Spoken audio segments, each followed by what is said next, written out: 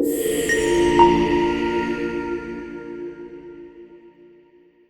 días, mis hermanos. Buenos días para los que no he podido saludar personalmente en esta mañana aún. Damos gracias que podemos estar aquí para exaltar al Señor y ahora hacerlo a través de la exposición de la palabra.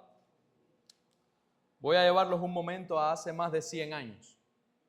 En el año 1910, al noroeste de Estados Unidos fue azotado por un incendio forestal, uno de los más devastadores de su historia, conocido como el Gran Incendio del Norte de Idaho. Entre las montañas y los bosques, atrapado por las llamas, un guardabosque llamado Eddie lideraba 45 hombres que todos eran bomberos en una cuadrilla para poder combatir el fuego. Pero de pronto, las llamas se extendieron con tal violencia que quedaron acorralados y sin salida aparente. En ese momento crítico, Eddie tomó una decisión radical. Condujo a toda su cuadrilla a refugiarse en un túnel de mina abandonado. Allí, para evitar incluso el pánico entre sus hombres y que alguien saliera corriendo del túnel hacia una muerte segura, Eddie tuvo que amenazar con un arma de fuego a cada uno de esos 45 hombres para que no intentaran huir hacia el fuego. Fue una medida extrema, pero necesaria. Al final, aunque 5 de esos hombres perdieron la vida, la mayoría sobrevivió gracias al liderazgo firme y valiente de aquel hombre que no dudó en arriesgarlo todo para salvar a los suyos. Hermanos, esta escena verídica nos recuerda que hay momentos en la vida donde se necesita una voz clara, una guía firme, alguien que se ponga de pie en medio del caos para indicar el único camino de salvación. Y ese día lo podemos ver también en la historia. Estamos en el libro de los Hechos, acabamos de ver el domingo anterior la gran señal y maravillosa del cumplimiento de la promesa de Dios en Pentecostés. Pero una multitud cuando vio eso estaba confundida. Unos decían, ¿qué quiere decir esto? Y otros decían, esto lo que están es borrachos desde temprano. Aún así, en medio de eso se puso Pedro en pie, lleno del Espíritu Santo, y levantó su voz. Lo que dijo no solo aclaró lo que estaba pasando, sino que se convirtió en el mensaje que ese mismo día rescató a 3,000 almas de la condenación eterna. Hoy vamos a ver ese pasaje. Así que los invito a Hechos, capítulo 2, los versículos del 14 al 41, y cómo ese mismo pasaje, ese mismo mensaje que dio Pedro, sigue siendo el único que cambia los corazones hoy, el único que salva a los pecadores y el único que edifica a la iglesia. Hermanos, Hechos, capítulo 2, versículos del 14 al 41.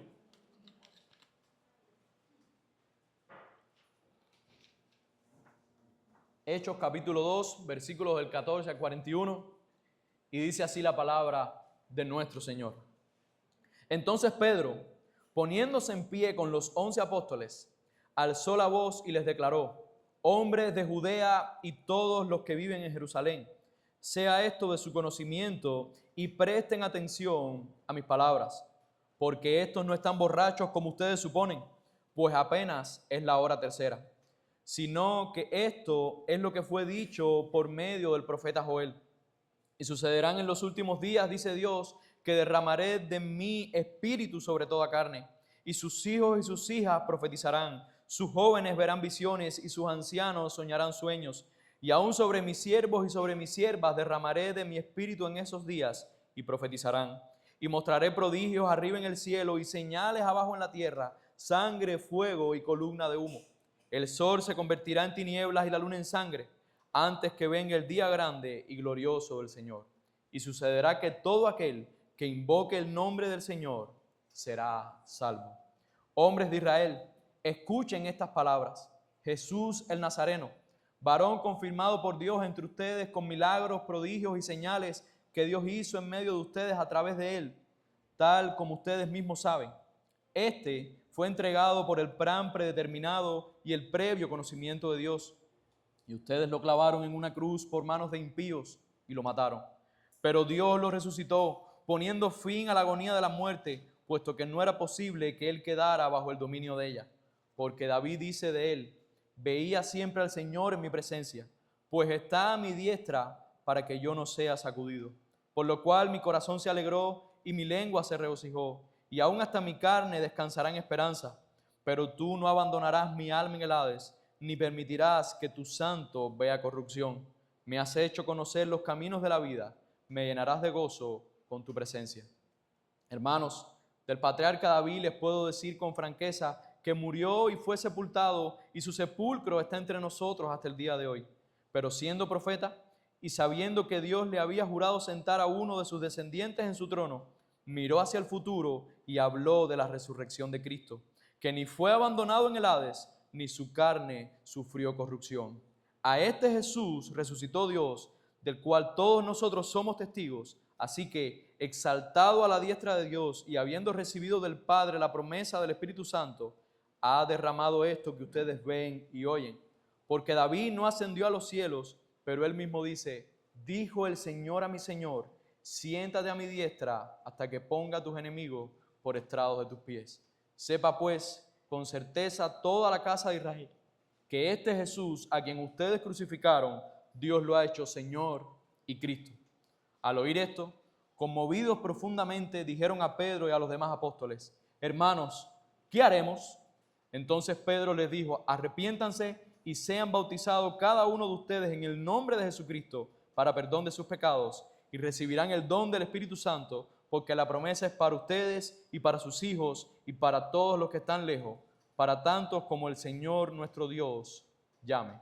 Y Pedro, con muchas otras palabras, testificaba solemnemente y les exhortaba diciendo, sean salvos de esta perversa generación. Entonces los que habían recibido su palabra fueron bautizados y se añadieron aquel día como 3,000 almas. Oremos al Señor en esta mañana. Padre, Señor, te damos gracias, oh Dios. Gracias por tu palabra, Señor. Gracias porque tú le permitiste a Lucas, Señor, el poder describir toda esta maravillosa sucesión de eventos, Señor, que dieron con el inicio de tu iglesia, de tu pueblo empoderado por el Espíritu Santo, Señor. Ayúdanos ahora a nosotros, Señor, a entender y a percibir tu enseñanza por medio de tu palabra, Señor. Te lo pedimos en el nombre de tu Hijo Jesús. Amén. Hermanos, la verdad que se nos muestra en este pasaje, en esta mañana, es la siguiente. El Cristo resucitado y exaltado ofrece perdón y vida al que se arrepiente. El Cristo resucitado y exaltado ofrece perdón y vida al que se arrepiente. Y eso lo vamos a ver en 3 grandes secciones en esta mañana. La primera sección vamos a ver los primeros versículos del 14 al versículo 21, donde el Espíritu Santo abre la puerta para la proclamación del Evangelio. Si hacemos un poco de recapitulación del domingo pasado, vimos cómo la promesa de Dios se cumplió el día de Pentecostés, en donde un viento recio abrió el lugar donde estaban reunidos todos los discípulos y le fueron dados lenguas, en donde cada uno hablaba en distintos idiomas, todos los idiomas en donde los judíos estaban reunidos en aquel día de Pentecostés, para que pudieran escuchar las buenas nuevas y las maravillas de Dios en su propio lenguaje. Pero esto llevó a una consecuencia. Un grupo se preguntaba inquietante qué cosa significaba esto. ¿Cómo es posible que estamos viendo a personas que no tienen nada que ver con nuestro lugar de nacimiento, con nuestra cultura, con nuestro idioma, hablar en nuestro idioma? Sin embargo, otros, burlándose, lo que dijeron es, no sabemos lo que está pasando, lo que debemos entender es que todos estos, más de 120 personas, estaban borrachos. Y parece que en su borrachera pudieron hablar algo. Esa era la cuestión. Ahora, ahí es cuando llegamos a nuestro pasaje. Y por eso es que vemos que el Espíritu Santo va a abrir esa puerta. Ya todos los discípulos están empoderados con el Espíritu Santo. Y lo vamos a ver desde el propio versículo inicial, versículo 14. Dice la palabra, entonces Pedro, poniéndose en pie con los 11 apóstoles, alzó la voz y les declaró. Primero, recordemos quién es Pedro. Pedro era el discípulo impetuoso de Jesús, el que decía que siempre iba a ir adelante, pero en el momento crítico de la historia, cuando Jesús fue entregado y estaba en juicio, Pedro fue el que lo negó 3 veces. Pedro fue el que no estuvo en la cruz. Pedro fue el que se escabulló en temor. Aún así, estamos viendo ahora una gran diferencia en Pedro. ¿Por qué? porque ya vimos que el Espíritu Santo había venido a morar en ellos y les había dado el poder que Jesús había prometido para llevar el Evangelio a Judea, a Jerusalén, a Judea, a Samaria y hasta lo último de la tierra. Entonces Pedro, junto con los 11 apóstoles restantes, se para y Pedro es el que empieza a hablar con estos hombres. Y les dice: hombres de Judea y todos los que viven en Jerusalén, sea esto de su conocimiento y presten atención a mis palabras. Pedro les va a darle explicaciones que muchos de los que están ahí están pidiendo. ¿Qué significa esto? ¿Por qué está pasando esto? Pedro dice: atiendan que voy a explicar qué es lo que está sucediendo. Y dice el versículo 15: porque estos no están borrachos como ustedes suponen, pues apenas es la hora tercera. Lo que está diciendo Pedro aquí, ellos no están borrachos, es la primera justificación que les va a dar. Porque primero, es muy temprano para que cualquier persona estuviera borracho. La hora tercera viene siendo como las 9 de la mañana. Entonces, está diciendo, eso es imposible, improbable. Lo que va a acontecer es lo siguiente. Dice: sino que esto fue lo que he dicho por medio del profeta Joel. Y ahora Pedro viene a explicar qué es lo que está aconteciendo con todas estas lenguas esparcidas, todas las personas oyendo el mismo mensaje en su idioma. Y Pedro se levanta y cita literalmente Joel capítulo 2, versículo 28 al 32. Y lo tenemos casi íntegramente aquí en Hechos. La única diferencia es que en el primer versículo, Joel no dice: y sucederá en los últimos días. Joel viene diciendo, versículo 28 de Joel capítulo 2, y sucederá que después de esto, después de una misericordia que iba a tener el Señor en la profecía de Joel, iba a acontecer esto. Pero Pedro ya interpreta eso. Pedro ya sabe que no está en los tiempos de Joel, sino que está en los últimos días. Está en los días en donde ya Cristo murió, ya Cristo resucitó y ya Cristo ascendió y está preparando moradas. Por eso es que Él está poniendo el punto en que ya estamos en los tiempos finales. Ya no estamos esperando al Mesías para que venga a salvarnos en su obra, sino que estamos esperando al Mesías para que culmine totalmente su obra. Por eso es que Él hace ese cambio y dice: y sucederá en los últimos días, dice Dios, y hace toda la cita de Joel. Ahora bien, ¿qué está diciendo Joel en esta profecía? Que en esos postreros días Dios va a derramar el Espíritu Santo sobre toda carne. Lo que está diciendo es que cuando Dios cumpla esa promesa de Joel, lo va a hacer sobre todos sus hijos y Dios va a derramar el Espíritu Santo sobre ellos. Después empieza a usar un lenguaje poético de señales cósmicas, donde va a venir juicio, donde va a venir una visitación divina del Señor. Todo eso lo podemos ver en esa cita. Y lo que Pablo está llamando es hasta el final. Último versículo, versículo 21 en Hechos 2 dice: y sucederá que todo aquel que invoque el nombre del Señor será salvo. Eso es lo que está llevando Pedro. Primero les está diciendo, lo que está ocurriendo hoy aquí en Pentecostés es el cumplimiento de Joel. Dios ha comenzado su promesa de derramar sobre aquellos que Él está llamando el Espíritu Santo para que ellos puedan profetizar, para que ellos puedan proclamar el Evangelio del Señor. Y termina esa cita de Joel, sabiamente Pedro diciendo: y todo aquel que invoque el nombre del Señor, ese será salvo. Ya está abriendo la invitación para que sean receptivos al invocar el nombre del Señor. Hermanos, Pedro explica claramente el fenómeno que habían visto estos hombres en Jerusalén. Es un cumplimiento profético, no es embriaguez, es el cumplimiento prometido de Joel. Él está situando a la audiencia en el momento específico de decisión que tienen que tomar porque están en los últimos días. Ya estamos viendo los cumplimientos finales de la profecía de Joel. ¿Qué podemos aprender nosotros hasta aquí en esta primera sección? Bueno, primero, hermano, no tengamos miedo de testificar el Evangelio. Si Pedro, que días antes había negado a Jesús, ahora habla con valentía, es porque el Espíritu Santo lo ha capacitado.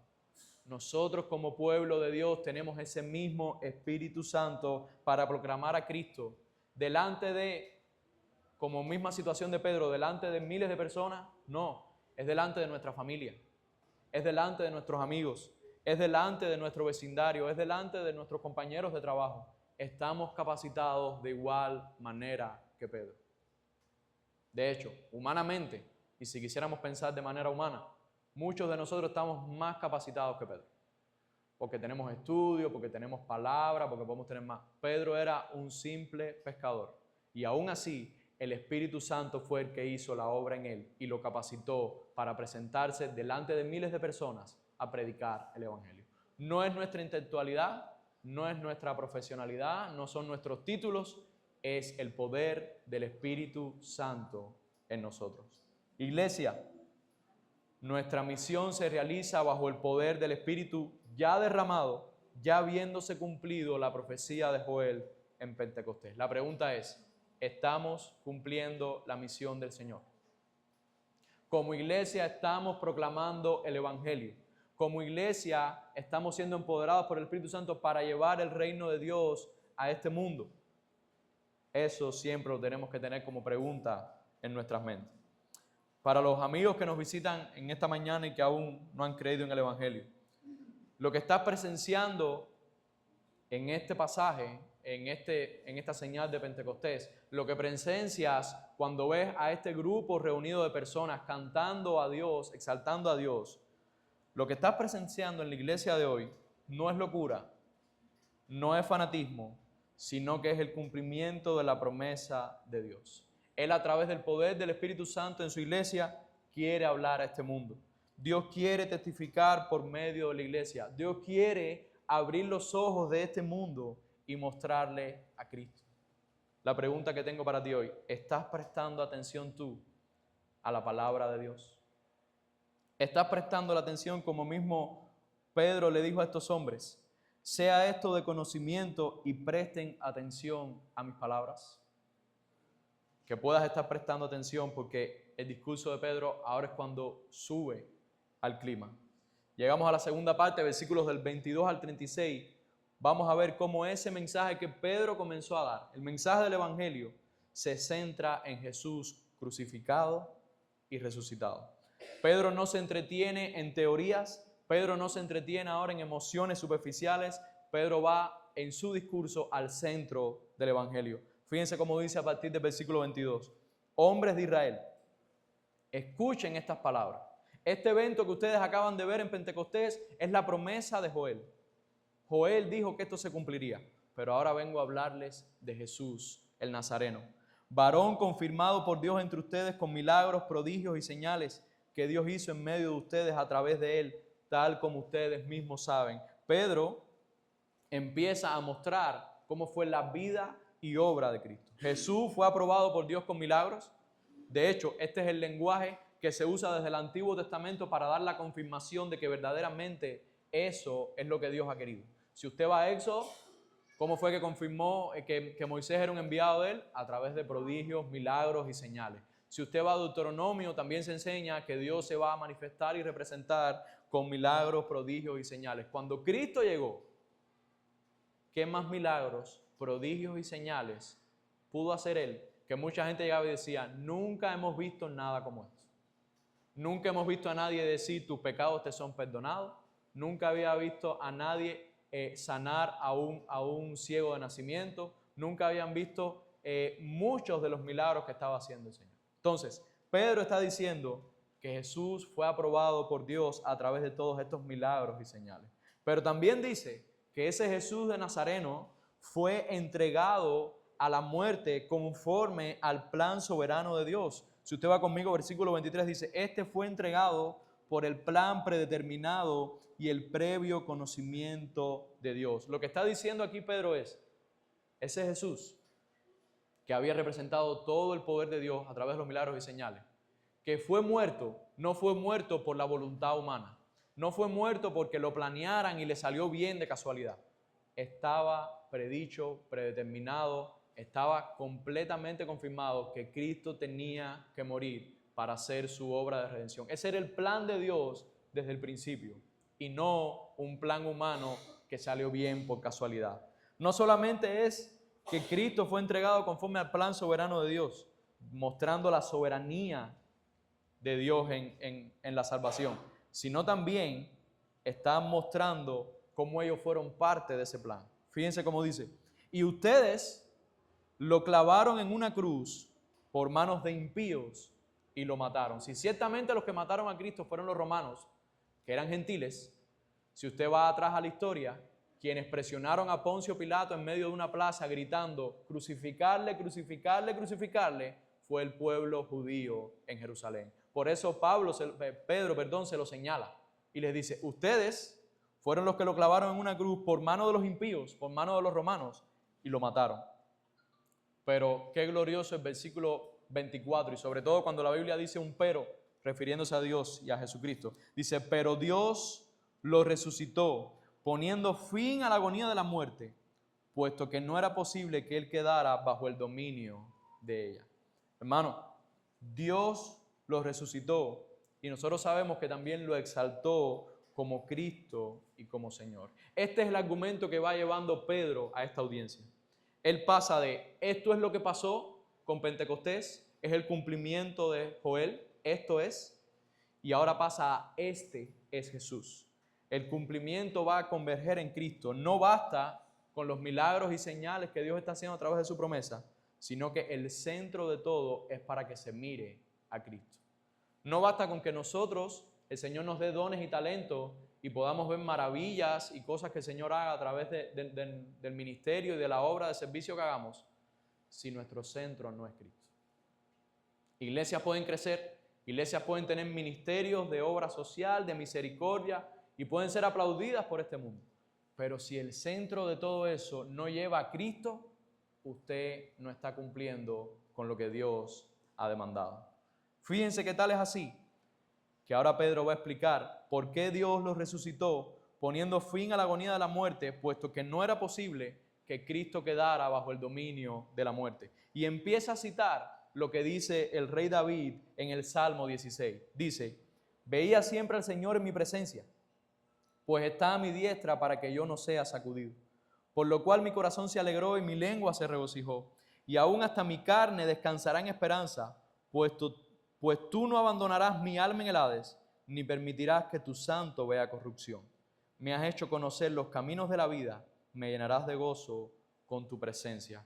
Hermano, la clave de esta cita del Salmo 16, versículos del 8 al 11, es que David murió, como Pedro va a decir ahora más adelante, y su cuerpo sí vio corrupción. Y Pedro está apelando a eso, dice, ¿cómo David en un salmo puede decir que él descansa?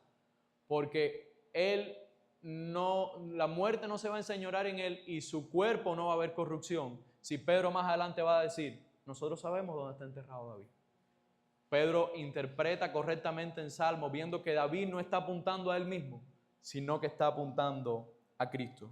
David murió y su tumba está aquí, así que el Salmo no puede ser exactamente sobre David. El Salmo también dice, no dejarás mi alma en el Hades, ni permitirás corrupción. Lo que vamos a ver es que Dios va a resucitar a Cristo. Su alma no va a permanecer en el Hades. Su cuerpo no vio corrupción porque fue resucitado al tercer día. Y además está la promesa que también veremos más adelante de que David va a tener la descendencia y ese era el que iba a reinar eternamente. Fíjense cómo dice versículo 29, hermanos, del patriarca David les puedo decir con franqueza que murió y fue sepultado. Y su sepulcro está entre nosotros hasta el día de hoy.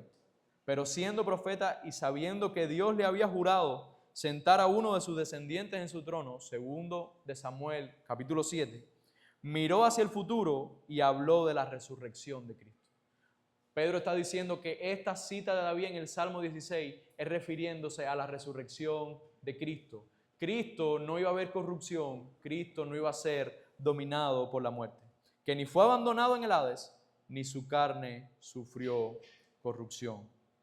Hermanos, esta es la promesa del Padre. Esta es la prueba de que la resurrección de Jesús era el plan de Dios y no un giro inesperado en la historia. Por eso sigue más adelante y empieza a citar también el Salmo 110, Pedro. Dice, a este Jesús resucitó Dios, de los cuales todos nosotros somos testigos. Así que el saltado a la diestra de Dios y habiendo recibido del Padre la promesa del Espíritu Santo, ha derramado esto que ustedes ven y oyen. Le está diciendo, Cristo no solamente murió, Cristo resucitó, prometió la promesa del Padre de la venida del Espíritu Santo. Eso es lo que ustedes están viendo aquí con cumplimiento de Joel. Y entonces ahora, eso es lo que ustedes están viendo y oyendo. Él enlaza todo. Él enlaza la venida del Espíritu Santo con la muerte y resurrección y exaltación de Cristo. Si seguimos, versículo 34 dice, porque David no ascendió a los cielos, pero él mismo dice, dijo el Señor a mi Señor. ¿Cómo es posible eso? ¿Cómo el descendiente de David es Señor de David? Solamente es Cristo. Dijo el Señor mío a mi Señor. El primer Señor es Dios el Padre. A mi Señor, Dios el Hijo, siéntate a mi diestra hasta que ponga a mis enemigos por estrado de tus pies. Ahí no está diciendo, el Señor me dijo a mí que me sentara a su diestra, porque ese no es el lugar de David, ese es el lugar de Cristo. Hasta que ponga a tus enemigos por estrado de mis pies. Sepa pues con certeza toda la casa de Israel que a este Jesús, a quien ustedes crucificaron, Dios lo ha hecho Señor y Cristo. Este último versículo, el 36, es un veredicto de parte de Pedro en su discurso. Sepan con certeza, Dios ha hecho Señor y Cristo a este Jesús a quien vosotros crucificaste. Señor y Cristo, que lo único que significa es Señor divino y Mesías prometido. Pedro está confrontando aquí a toda la audiencia, a ese que ustedes mataron, a esos que ustedes dicen ahora que están borrachos, pero lo que están es empoderados en el Espíritu Santo que prometió Jesús, es al que ustedes están en contra. Está confrontándoles a ellos. Hay un clima en este discurso. Él ha usado la Escritura, él ha usado la promesa de Joel, él ha usado las profecías de David desde los Salmos, él ha verificado los hechos, la vida de Jesús, su muerte en la cruz, su resurrección, las señales del Espíritu Santo como promesa prometida. Eso todo apunta a que ciertamente Jesús es el Señor y el Mesías. Ahora bien, hermano, ¿qué podemos aprender nosotros hasta este punto del discurso de Pedro? Hermano, usted puede decir con certeza, delante de cualquier defensa de su fe, que su fe no está basada en emociones. Su fe no está basada en, es que yo me sentí bien, yo estaba en un momento crítico de mi vida y de repente clamé al Señor y yo me sentí bien. Su fe no puede estar basada en una emoción, porque esa es su emoción personal y los otros no tenemos por qué tener la misma. Nuestra fe está basada en hechos históricos que son completamente certeros. Cristo murió y Cristo resucitó. Esto da seguridad en medio de las dudas. Aquel al que tú tienes como tu Señor y Salvador ciertamente murió y ciertamente resucitó para que la muerte no se enseñoree sobre él y para que la muerte no se enseñoree sobre sus hijos.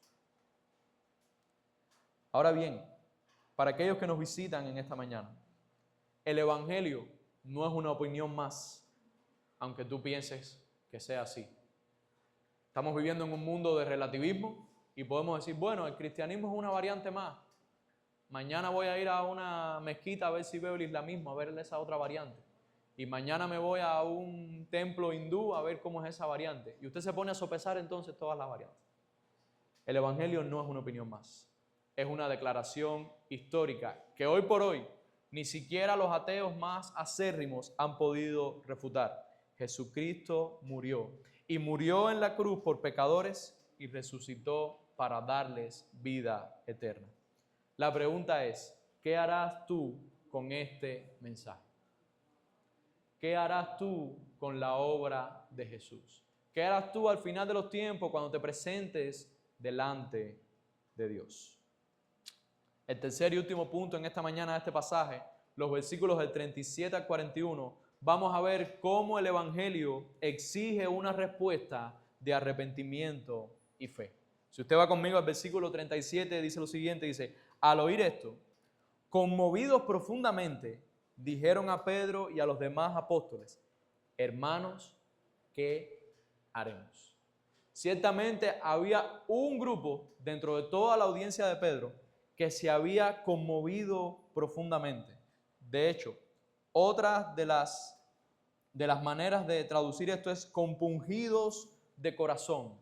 Estaban teniendo una convicción profunda de lo que habían oído, ciertamente era la palabra de Dios. Y ahora bien, Pedro les dijo exactamente lo que tenían que hacer. Les dijo exactamente lo que el Evangelio demanda y exige una vez que se expone a este mundo. Dice Pedro, Arrepiéntanse y sean bautizados cada uno de ustedes en el nombre de Jesucristo para perdón de sus pecados y recibirán el don del Espíritu Santo. Lo primero que le dijo es arrepiéntanse, arrepentíos, que lo que significa es un cambio de mente, un cambio de ruta. Arrepentimiento es, usted está yendo por este camino, de repente usted se arrepiente y usted vira 180 grados y empieza a ir a manera contraria. Porque todos nosotros que nacemos en pecado vamos camino a la perdición. Y una vez que se nos presente el Evangelio y el Espíritu Santo nos regenera y nosotros nos arrepentimos ciertamente de nuestros pecados, nosotros nos giramos de ese camino de perdición y vamos camino a la cruz.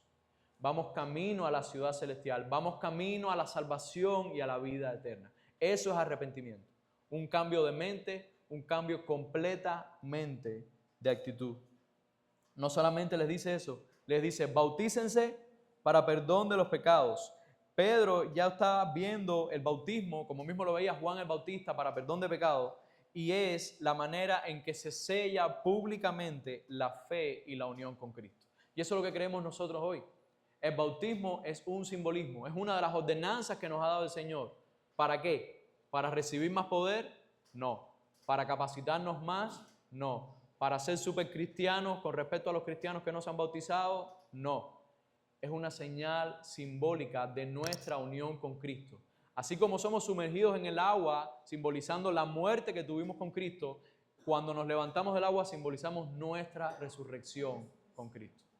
Hermano, es un sello para exponer de manera pública a los hermanos y a las personas que invitamos el día que bautizamos que ciertamente somos salvados por Cristo.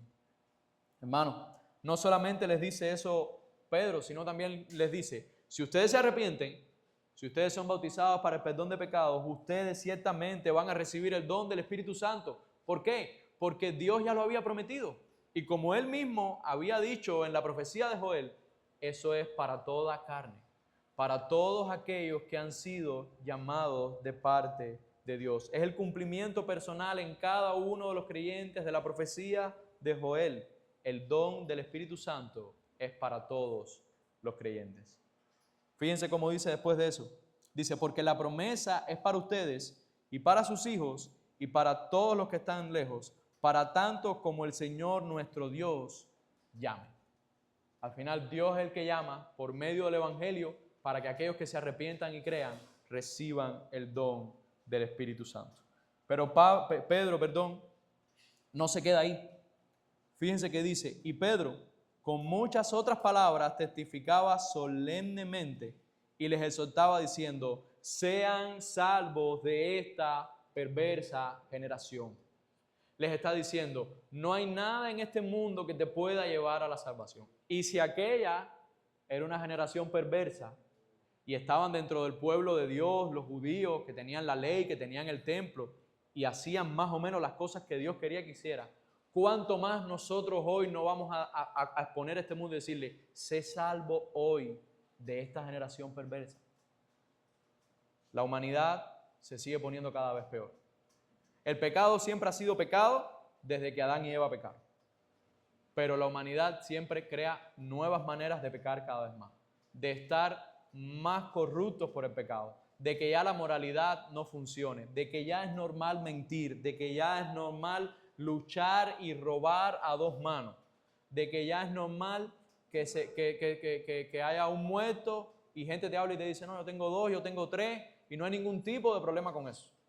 Eso es la pérdida de los valores de Dios. Eso es la generación perversa. ¿Tú quieres ser salvo de esa generación perversa? Aunque tú no seas ladrón, aunque no seas un mentiroso compulsivo, aunque no seas un asesino, tú estás en pecado igual que toda la humanidad. Sé salva de esa generación perfecta, arrepintiéndote de tus pecados y creyendo en Cristo. Ahora, cuando Pablo terminó toda esa exhortación, dice la palabra del Señor, y esta es la parte gloriosa de este discurso. Entonces, los que habían recibido su palabra, ¿se acuerdan que Pedro había dicho, presten atención a mis palabras? Los que habían recibido su palabra, los que habían escuchado que esto que habían visto sus ojos era la promesa de Joel derramando el Espíritu Santo.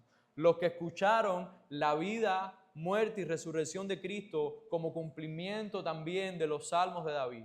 Los que en su corazón compungido dijeron, ¿qué haremos? Y entendieron que tenían que arrepentirse de sus pecados y creer en Cristo como su Señor. Dice la palabra del Señor. Y se añadieron aquel día como 3,000 almas. Y aquí, hermano, estamos viendo el inicio de la iglesia de Dios.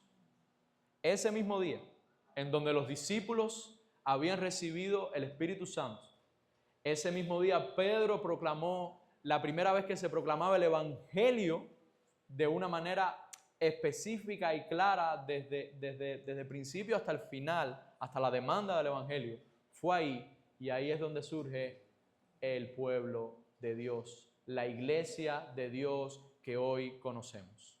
3,000 almas salvadas porque un hombre empoderado por Dios predicó el Evangelio.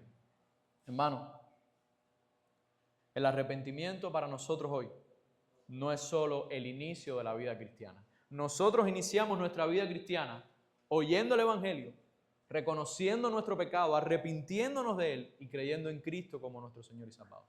Pero eso no es solo para el inicio de la vida cristiana. El arrepentimiento es un estilo de vida. Nosotros aún estamos en este cuerpo de muerte. Nosotros aún somos tentados. Nosotros aún estamos sufriendo. Nosotros aún podemos ser propensos a caer. Viva en un estilo de vida arrepintiéndose de las cosas que hace mal delante del Señor, porque eso es lo que demanda el Evangelio. ¿Qué áreas de tu vida, amado hermano? ¿Qué áreas de nuestras vidas el Espíritu Santo nos está mostrando hoy que debemos rendir a Él? Examina tu propia vida. No examines la vida de tus hermanos. No mires la paja que tiene tu hermano en el ojo si tú tienes una viga todavía. Examina tu propia vida y di qué áreas todavía tengo que rendir al Espíritu Santo, a Dios morando conmigo, para vivir una vida de arrepentimiento y una vida cristiana que agrade al Señor. Hermano, lo segundo que podemos ver aquí, busquemos predicar, Señor. Busquemos predicar el Evangelio en el poder del Espíritu, hermano. No tenga temor, no tenga miedo al rechazo.